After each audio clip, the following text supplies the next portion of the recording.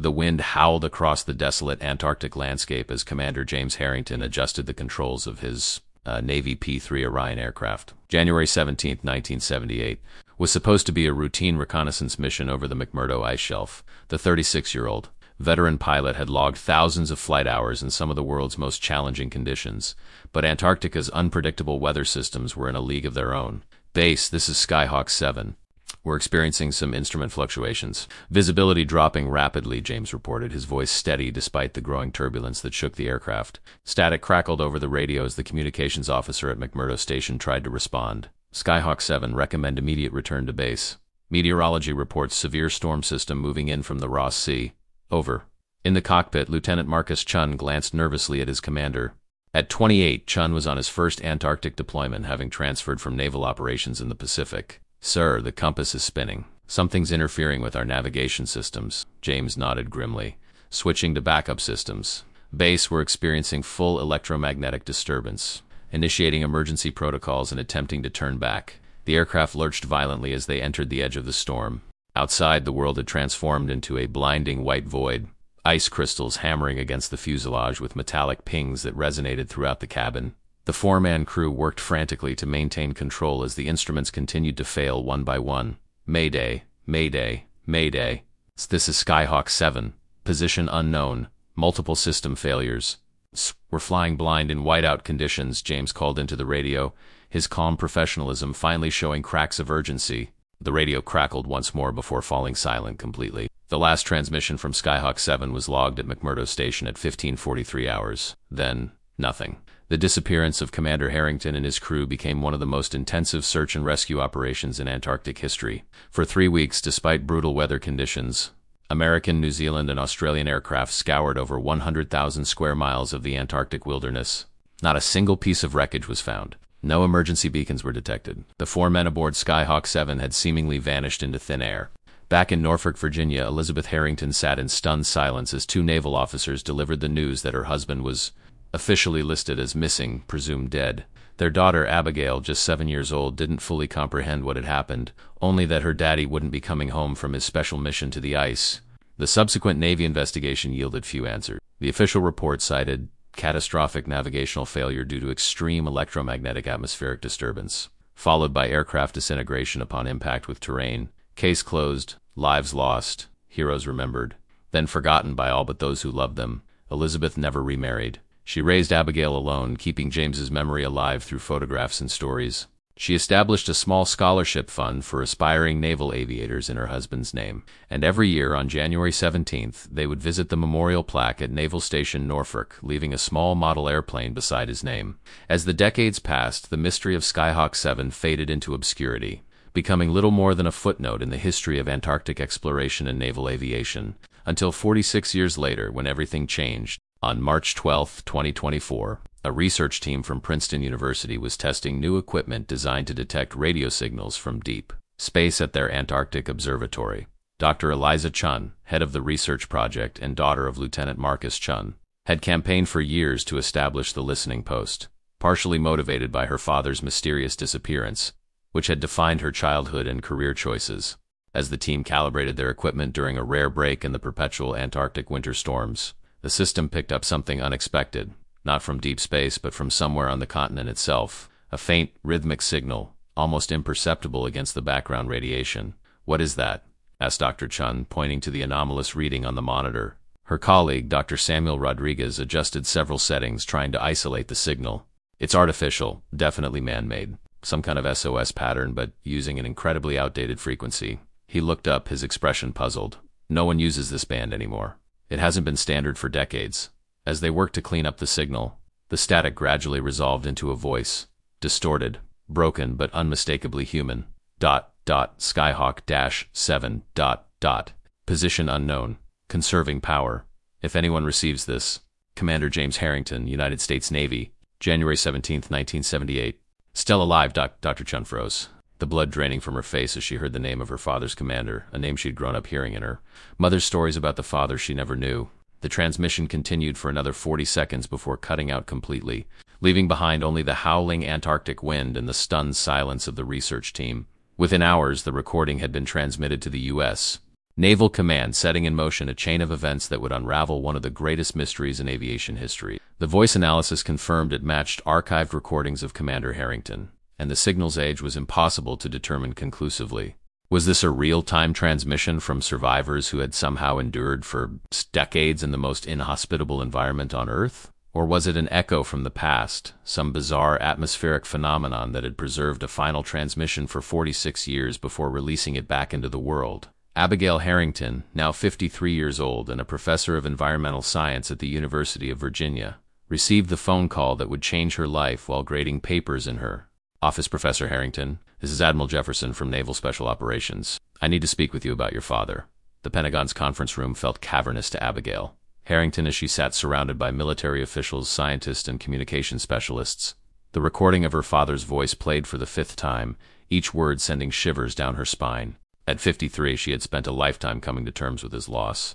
But the sound of his voice, a voice she barely remembered, had reopened wounds she thought long healed. The signal originated from here, Admiral Jefferson explained, pointing to a region on the digital map of Antarctica. It was the Bentley Subglacial Trench, one of the most remote and inaccessible areas on the continent. It's nearly 8,000 feet below sea level, buried under miles of ice. Dr. Eliza Chun leaned forward. My team has been monitoring continuously since the first transmission. There have been 3 additional broadcasts, all on the same frequency, all containing similar information. The last one included specific coordinates. Could this be some sort of hoax? Asked Secretary of Defense Wilson. Voice simulation technology is remarkably advanced now. Dr. Rodriguez shook his head. We've run every authentication protocol available. The voice patterns match Commander Harrington's recorded briefings from 1978 with 98.7% certainty. The radio technology being used is consistent with equipment from that era, and the signal contains degradation patterns that cannot be artificially replicated. Whatever this is, it's genuine. Abigail found her voice, though it trembled slightly. Are you actually suggesting my father could still be alive? After 46 years in Antarctica? The room fell silent. Finally, Admiral Jefferson spoke. Professor Harrington, I understand how difficult this must be. We're not making any definitive claims yet.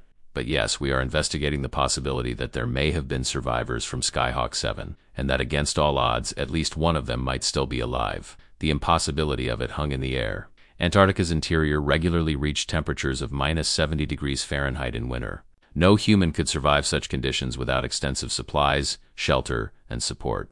There's more, Dr. Chun added quietly. In the last transmission, the voice, Commander Harrington's voice, mentioned a discovery, something about what we found beneath the ice. He said it could change everything. Within 48 hours, Operation Lazarus was launched, a joint military and scientific expedition to investigate the source of the mysterious transmissions. The team consisted of Navy SEALs, medical personnel, glaciologists, and communications experts. Among them was Abigail Harrington, who had insisted on joining despite the military's initial reluctance. As James Harrington's only living relative and an environmental scientist with extensive fieldwork experience in extreme climates, she had made a compelling case for her inclusion. Dr. Chun joined as well, her expertise in communications technology deemed essential for locating the exact source of the signal. The shared connection to the missing crew created an unspoken bond between the two women, both shaped by the same tragedy, both now pursuing answers they had never expected to find. As their C-17 Globemaster III approached McMurdo Station, Abigail stared out at the vast white expanse below. The Antarctica that had claimed her father now welcomed her with the same breathtaking, terrifying beauty that had likely been his last sight. Once on the ground, they quickly transferred to 2 specialized LC-130 Hercules aircraft equipped for deep field operations, laden with the latest technology for subsurface scanning and signal detection. We'll establish base camp here, Colonel Rayburn explained during their final briefing, indicating a point about 20 miles from the calculated signal origin. Then deploy the ground teams with snow tractors and the new autonomous ice-penetrating drones. If there's something or someone down there, we'll find it. The flight to the designated coordinates was tense and largely silent. Abigail found herself seated next to Dr. Chun, who was meticulously checking her equipment for the 5th time. I never knew him, Dr. Chun said, suddenly not looking up from her work. My mother was pregnant when the plane disappeared. All I've had are stories and a few photographs. Abigail nodded in understanding. I was 7. I remember fragments, his laugh, the smell of his uniform when he came home, the model airplanes we built together. She paused, looking out at the endless white below them. For years after, I had dreams that he was still out there somewhere, trying to come home. And now? Dr. Chun asked quietly. Now I don't know what to think, Abigail admitted. Part of me wants to believe he could have survived somehow. Another part thinks this might be worse. To have hope after all these years only to find, what, bones in the ice? Some automated distress beacon that finally melted out of a glacier? Before Dr. Chun could respond, the aircraft shuddered as they hit a pocket of turbulence. Weather's deteriorating, the pilot announced over the intercom. We're gonna have to make this fast once we land. Base camp was established with military efficiency, heated tents, communications equipment, and perimeter sensors set up within hours despite the worsening conditions. By the following morning, the first ground team was ready to depart toward the signal source. Abigail and Dr. Chun joined the second team, which would follow 12 hours later with additional scientific equipment. The journey across the ice was slow and grueling. Even with the advanced snow tractors, the terrain proved challenging, hidden crevasses, pressure ridges, and sudden whiteouts forcing frequent stops and detours. Communication with the first team became increasingly sporadic as they moved deeper into the unexplored region. Base, this is Recon 1. We're approximately 2 miles from the signal origin point, came the crackled transmission late on the second day. Scans show significant anomalies beneath the ice. It looks like... Hold on.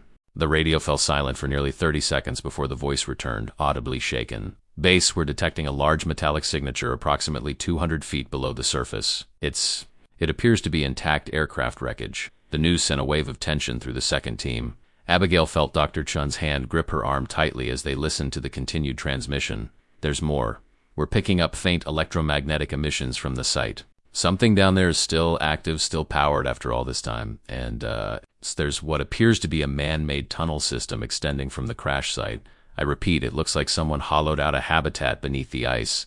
That night, as a brutal storm forced all teams to shelter in place, Abigail sat alone in her tent, staring at the photograph of her father she'd brought with her.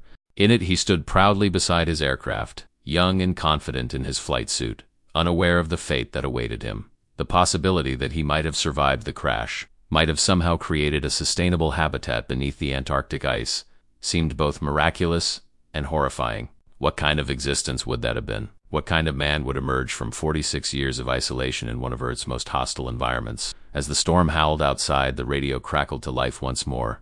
"This is Commander James Harrington of Skyhawk 7, came the now familiar voice, stronger than in previous transmissions.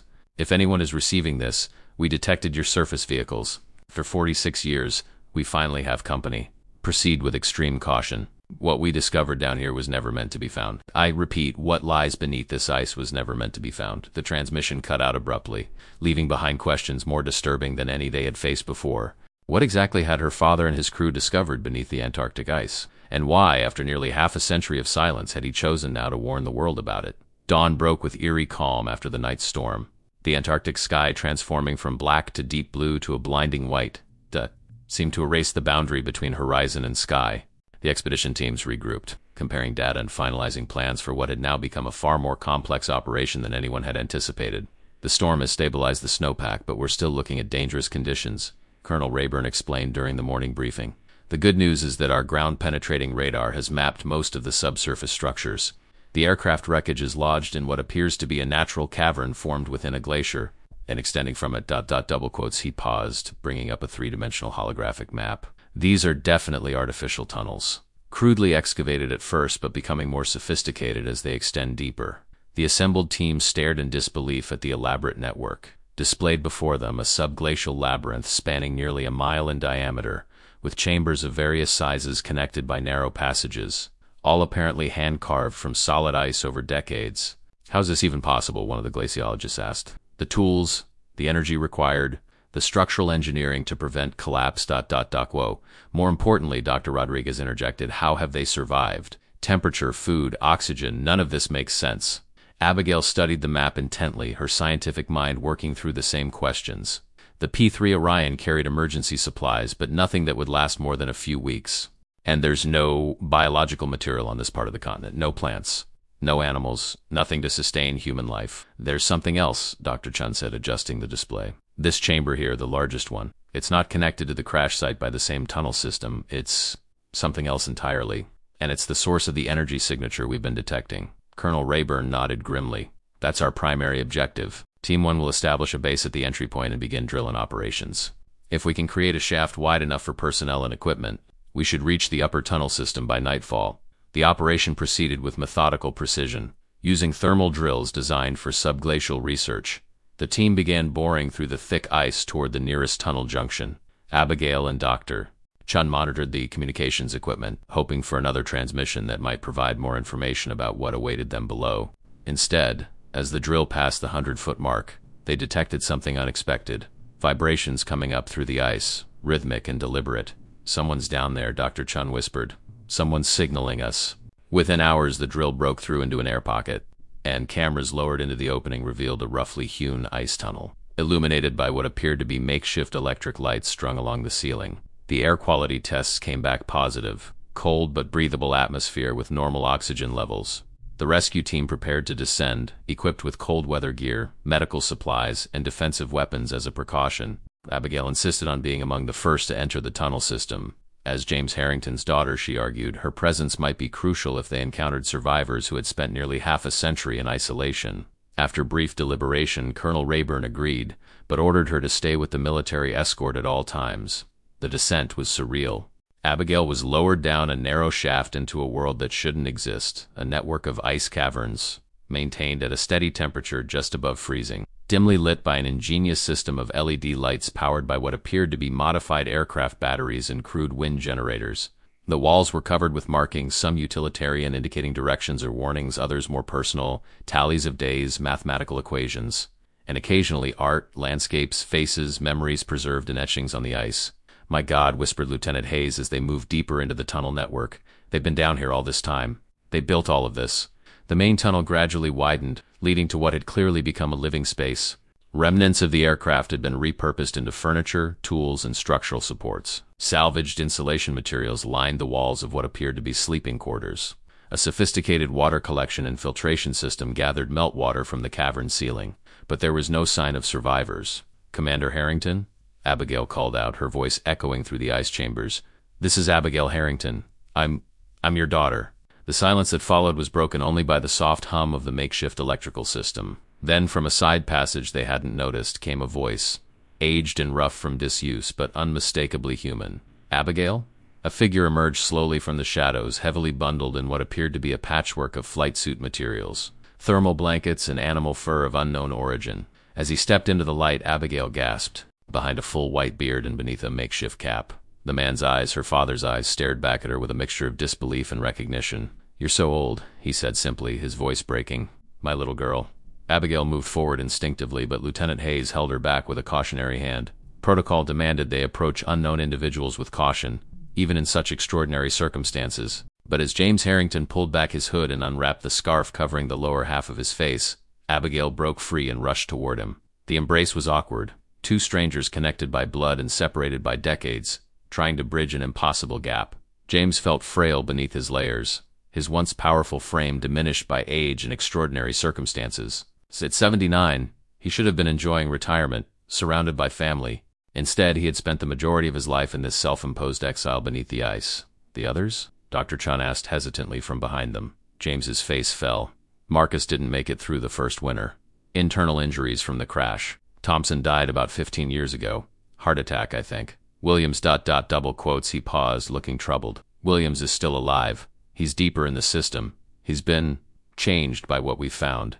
As medical personnel began examining James, checking his vital signs and marveling at his physical condition given the circumstances, he gripped Abigail's hand tightly. "You shouldn't have come," he said urgently. "The transmissions were a warning, not a call for rescue. You need to leave before what, Commander?" Colonel Rayburn interrupted. "What exactly did you find down here? And why wait 46 years to make contact?" James looked around at the rescue team, his expression troubled. "We crashed during the storm, but the aircraft remained relatively intact. We survived, but we knew nobody would find us. We were hundreds of miles off course.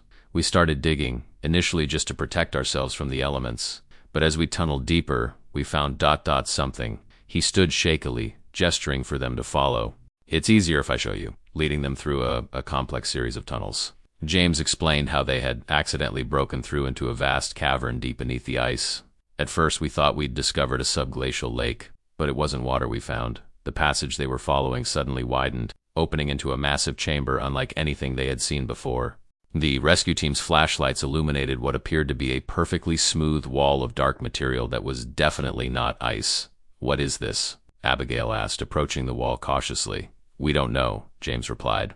"It's some kind of structure, buried under the ice for, Well, based on the glacial layers, we estimated it's been here for at least 100,000 years. Dr. Rodriguez ran a specialized scanner over the surface. This isn't any material I've ever seen. It's not registering as metal, stone, or any known composite. It absorbs energy, James. Heat, light, radio waves, everything. That's why no one ever detected it from above. We spent years mapping the exterior, looking for an entrance. We finally found one. He pointed to a narrow opening at the far end of the chamber. Williams became obsessed with what might be inside. He started spending more and more time in there, coming back with these ideas. Equations. Designs for technologies we couldn't possibly build with what we had available. Are you saying this is some kind of alien structure? Colonel Rayburn asked skeptically. I'm not saying anything definitive, James replied carefully. I'm a pilot, not a scientist. All I know is that this structure shouldn't be here. It's unlike anything known to modern science, and exposure to it changes people. Williams isn't the same man he was. That's why I finally started sending transmissions, not to be rescued, but to warn whoever might be exploring this region about what lies beneath the ice. As they approached the opening James had indicated, Abigail noticed strange markings around the edges, symbols that resembled no known language or mathematical notation.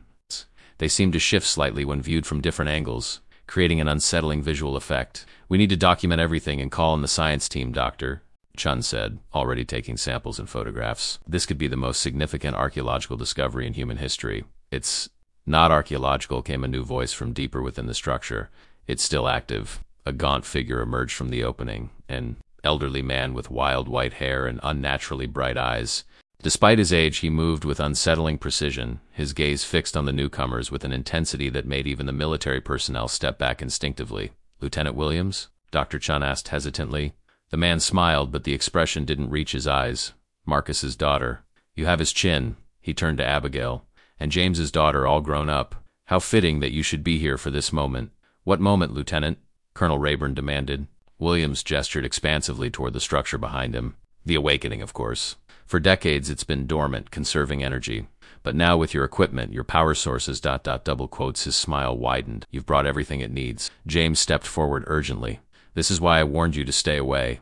Williams believes this structure is some kind of dormant technology, something that can be reactivated. He's spent decades trying to communicate with it, understand it. It's affected his mind, it's expanded my mind, Williams corrected sharply. And now, after all this time, I've succeeded. Come, let me show you what I've learned. As Williams turned back toward the opening, James grabbed Abigail's arm. Don't go in there, please. Whatever this thing is, it's not meant for us to understand. Every time Williams came back from inside, he was different, knowing things he couldn't possibly know, talking about concepts that don't exist in any science I've ever heard of. Colonel Rayburn made a quick decision. Lieutenant Hayes, secure this area.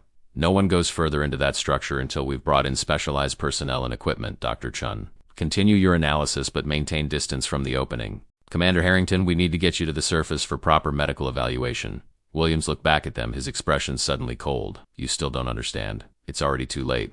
It knows you're here now. It's been waiting for so long. Before anyone could react, the strange material of the structure began to change, its surface shifting from solid to something fluid-like, pulsing with subtle illumination that seemed to come from within. The symbols around the entrance began to glow with an intense blue light casting eerie shadows through the ice cavern. Everyone out now, Colonel Rayburn ordered, his training kicking in despite the unprecedented situation. Back to the surface access point. As they retreated, Williams remained by the structure, watching them with what appeared to be pity. You can't run from this. None of us can. It's why we were brought here all those years ago. It's why you've come now. The cycle is completing. James pulled Abigail along with surprising strength for his age. Don't listen to him. Williams hasn't been himself for years. Whatever that thing is, it's dangerous. As they reached the main tunnel system, the entire cavern began to tremble. Ice cracked overhead, and the makeshift lighting system flickered ominously. Something was happening to the structure, something triggered by the arrival of the rescue team and their advanced technology. What did he mean about a cycle completing? Abigail asked as they hurried toward the access shaft. James shook his head grimly. Williams developed theories over the years that our crash wasn't an accident, that the electromagnetic disturbance that brought down our plane was generated by that structure. He believed it was some kind of beacon or monitoring station left by whoever built it, and that it periodically calls to humans when it needs attention or maintenance. That's insane, Dr. Rodriguez protested. You're suggesting some ancient technology deliberately crashed your plane? I'm not suggesting anything, James replied. I'm telling you what Williams believes. All I know for certain is that in 46 years of studying that structure, we've barely scratched the surface of understanding it. And every time we've tried to investigate too deeply, strange things have happened. Equipment failures, unexplainable phenomena. It's like it's protecting itself or testing us. As they reached the access shaft, the vibrations increased in intensity. Looking back, they could see a blue glow emanating from the direction of the structure, growing brighter with each passing moment. "We need to seal this place," James said urgently as they prepared to ascend. "Collapse the tunnels, bury it all back under the ice where it belongs." "That's not your decision to make, Commander," Colonel Rayburn responded. "This discovery needs to be properly studied." "Understood. You can't understand it?" James interrupted, his voice rising with desperation. "Don't you see, it's not meant for us." "Not yet. Williams thinks it's some kind of test, that it reveals itself periodically to see if humanity has advanced enough to comprehend it. And if we haven single quotes T.O. quotes," he trailed off, looking back at the growing illumination with fear in his eyes. As they began evacuating through the access shaft, the tremors suddenly intensified. The ice around them groaned and cracked, and the blue light pulsed in patterns that seemed almost like a language, a communication they could feel but not comprehend. Abigail was among the last to ascend, helping her weakened father into the harness that would lift him to safety after nearly half a century beneath the ice. As they began to rise, she looked down one last time at the tunnel system that had been his home for decades. In the distance, standing at the junction where the tunnels met the mysterious structure, Williams watched them go, his silhouette rimmed in blue light. He raised his hand in what might have been farewell, or perhaps warning, as the ancient technology behind him continued its awakening. On the surface, chaos had erupted. Equipment was malfunctioning across the camp. Communications with McMurdo Station had been lost, and instruments were registering massive energy surges from beneath the ice. As James emerged from the access shaft, blinking in the harsh daylight he hadn't seen in 46 years, he looked around at the advanced technology of 2024, so different from the world he had left behind in 1978. "It's starting," he said quietly to Abigail as she helped him toward the medical tent. "Whatever Williams awakened down there, it's responding to all of this." He gestured at the satellite equipment, the advanced computers, the modern aircraft waiting nearby. "The technology it's been waiting for has finally arrived." The evacuation order came at 0300 hours, transmitted from McMurdo Station with the highest priority clearance. All personnel were to abandon the site immediately, leaving behind non-essential equipment. 3 C-130 transport aircraft were already en route to their location, diverted from other Antarctic operations. In the makeshift command center, Colonel Rayburn argued vehemently over the satellite phone. "We can't just abandon this discovery. Do you understand what we've found here? This could be the most significant." The voice on the other end cut him off. Though the conversation was private, the colonel's expression told everyone within view that the decision had been made at the highest levels. Whatever was happening beneath the ice was now deemed a potential threat to national security, perhaps global security. Abigail sat beside her father in the medical tent as doctors continued their evaluation. Despite his age and the unimaginable conditions he had endured, James Harrington was in surprisingly good health. Muscle atrophy was less severe than expected. His cognitive functions were sharp, and aside from some nutritional deficiencies and expected age-related issues, he seemed to have adapted remarkably well to his subglacial existence. "How did you survive all those years?" Abigail asked quietly as a nurse took yet another blood sample. "The food, the warmth, the isolation, double," quotes James's weathered face creased with a mixture of pride and sorrow. "The aircraft had emergency rations enough for a few months. After that, ingenuity and desperation. We figured out how to capture heat from the geothermal vents we discovered deeper in the ice. Food was the hardest part. There were algae in some of the subglacial water systems, not much, but enough to supplement what we could synthesize from materials in the plain." He looked down at his hands, rough, scarred from decades of labor. "Williams was our salvation in those early years. Before the structure changed him, he was a brilliant engineer. He designed systems to recycle everything, to extract nutrients from materials we wouldn't normally consider edible. We survived because we had no choice." Outside, the camp was being dismantled with military efficiency. Only the scientific equipment monitoring the energy emissions from the structure remained operational, transmitting data to a secure satellite uplink. Dr. Chun supervised this operation personally, ensuring that whatever was happening beneath the ice would be documented even as they retreated. "What about the isolation?" Abigail pressed. 46 years with just 3 other people, then 2, then 1, double quotes. James's eyes clouded. "That was the true test. We kept logs, thousands of pages recording every day, every thought. We invented games, told stories, created our own rituals to mark the passage of time. After Marcus and Thompson were gone," he paused, "Williams and I maintained separate living quarters in different tunnel systems. We'd grown too different, too much at odds over what to do about the structure." Before Abigail could ask more, Colonel Rayburn entered the tent. "Commander Harrington, we need to talk privately." Once they were alone, the colonel's professional demeanor softened slightly. James, I've received direct orders from the Joint Chiefs. This entire incident is now classified at the highest level. Once we evacuate, a containment team will be deployed to secure the site. No one is to know what we found here, not the structure, not even your survival. Officially, this was a routine recovery operation for historical aircraft wreckage, which has now been deemed environmentally hazardous due to previously unknown radioactive components. James nodded slowly, unsurprised. I expected as much. But you're making a mistake if you think you can contain this. Whatever that structure is, it's waking up.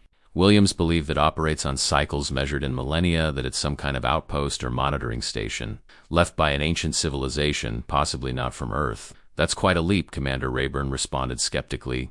Is it? James challenged. The technology is unlike anything humanity has developed. The material doesn't match any known element or compound. The symbols change when viewed from different angles, as if they exist in more dimensions than we can perceive. He leaned forward intently. I lived with this mystery for 46 years, Colonel. I've had plenty of time to consider every possible explanation. Trust me when I say this isn't something that can be contained by military protocols or government classifications. The conversation was interrupted by an urgent commotion outside. Dr. Chun burst into the tent, her face pale. The energy readings are spiking exponentially. Something's happening down there, something big. They rushed outside to find the camp in disarray. The ground beneath them trembled continuously now, and in the distance, the ice pack had begun to fracture, creating a spiderweb of cracks radiating outward from the access shaft. Most alarming of all, a column of brilliant blue light now projected straight up from below the ice, piercing the Antarctic sky like a beacon. The transport aircraft are still 40 minutes out, one of the officers reported anxiously. Should we attempt to use the helicopters? Before Colonel Rayburn could respond, James pointed to the horizon. Look there. A strange atmospheric disturbance had begun to form above the light column, clouds swirling in unnatural patterns, charged with electrical energy that flashed between them in complex geometric patterns. The instruments monitoring the phenomenon were now registering readings that made no sense, energy signatures that defied known physics, radiation that didn't match any established spectrum. It's a communication, James said with certainty. Williams was right all along. The structure isn't just a passive outpost, it's actively reaching out. To whom? Dr. Chun asked, the scientific part of her mind still trying to catalog and understand what she was witnessing. That's the question, isn't it? James replied grimly. Williams believed it was signaling to its creators, wherever they might be. As they watched in stunned silence, the beam of light began to pulse in a distinct pattern. Groups of 3 flashes, then 5, then 7. A mathematician in the scientific team recognized it immediately. Prime numbers, she exclaimed. It's transmitting a sequence of prime numbers, the universal language of mathematics. This is deliberate communication. The realization sent a wave of tension through the group. Whatever was happening was not a random phenomenon or the activation of some ancient power source. It was an intelligent response to their presence. Colonel Rayburn made a rapid decision. All personnel to the emergency extraction point now. Bring only essential data and equipment. Move. As the camp erupted into organized chaos, Abigail noticed her father standing still, staring at the light column with an expression of resignation. Dad, we need to go. James shook his head slowly. I'm not leaving, Abigail, not this time. What are you talking about? Of course you're coming with us. Williams is still down there, he explained, his voice steady with resolve. After all these years, I can't abandon him now. Besides, I understand this phenomenon better than anyone. I need to go back down, try to communicate with him, convince him to stop whatever he started. That's suicide, Doctor. Chun protested, overhearing the conversation. The tunnels are collapsing. The structure is generating energy levels that would kill any human who gets too close. James smiled sadly. I've lived with that structure for nearly half a century. If anyone has built up a tolerance to its effects, it's me and Williams. He turned to Colonel Rayburn. You need information. Real information, not just sensor readings. Let me go back down. I'll take a communication device and report what I find. It might be your only chance to understand what you're dealing with before your containment team arrives. The colonel hesitated, weighing the risks against the potential intelligence value. You understand I can't order you to do this. I'm volunteering, James replied.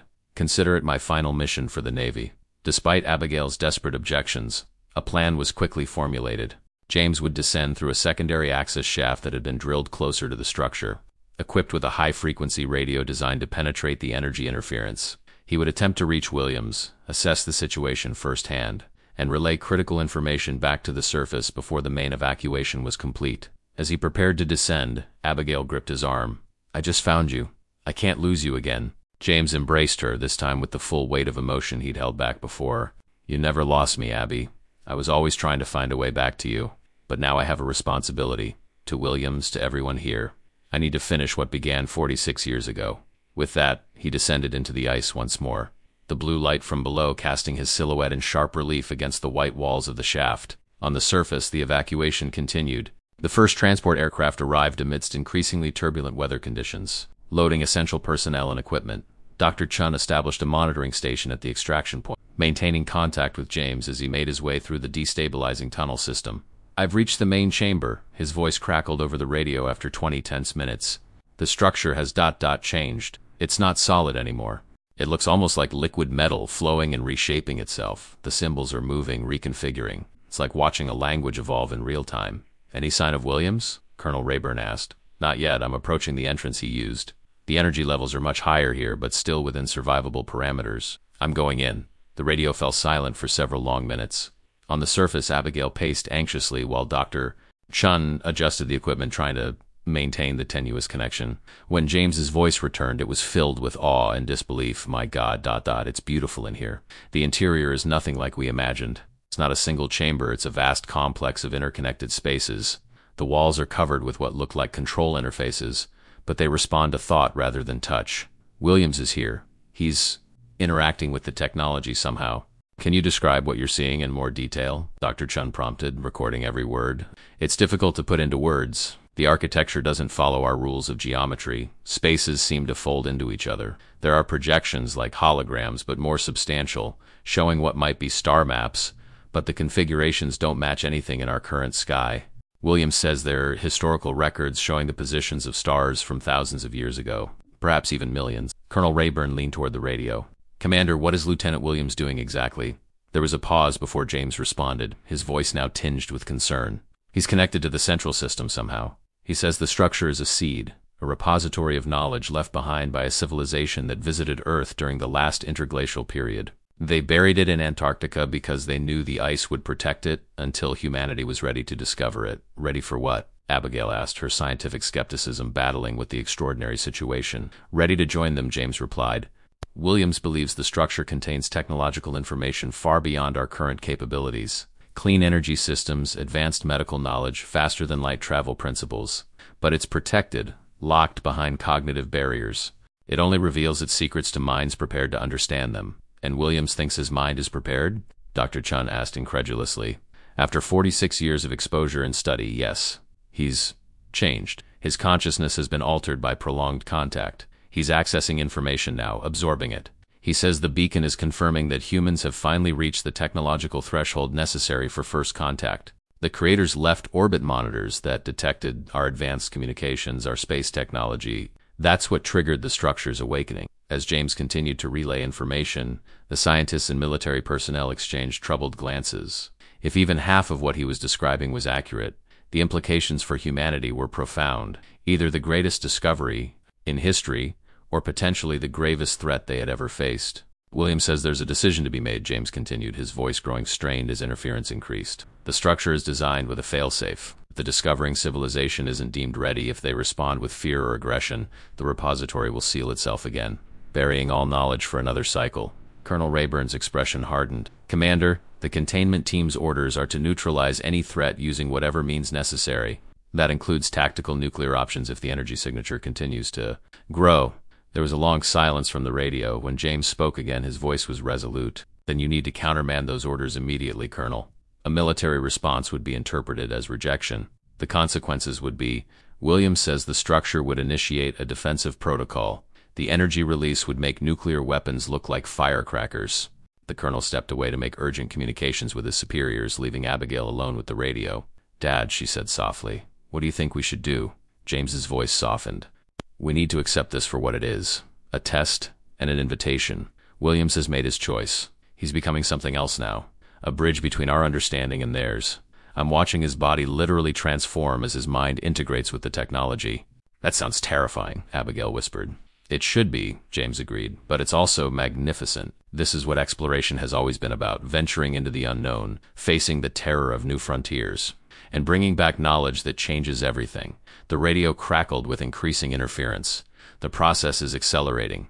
Williams says I need to make a choice to stay with him as another bridge, or return to the surface as a messenger."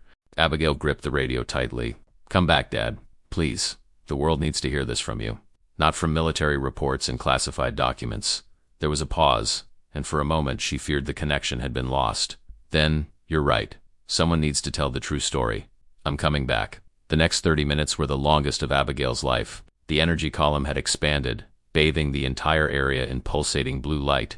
The atmospheric disturbance had grown to encompass the horizon, creating what looked like an aurora borealis effect directly above them.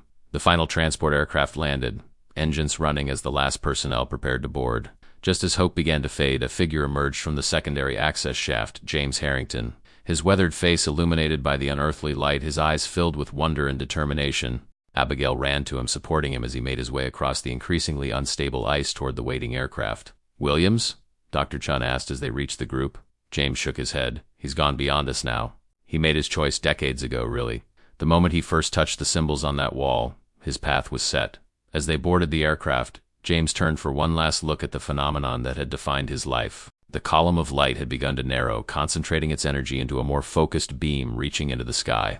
The ground around the access point was sinking, creating a massive depression in the ice as the structure beneath reconfigured itself. "What happens now?" Colonel Rayburn asked as the aircraft's ramp closed and they prepared for takeoff. James settled into his seat, holding his daughter's hand tightly. "Now we wait and prepare."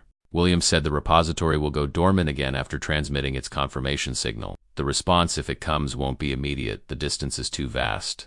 But we've been noticed. We've passed the first test. Humanity has been deemed worthy of further evaluation."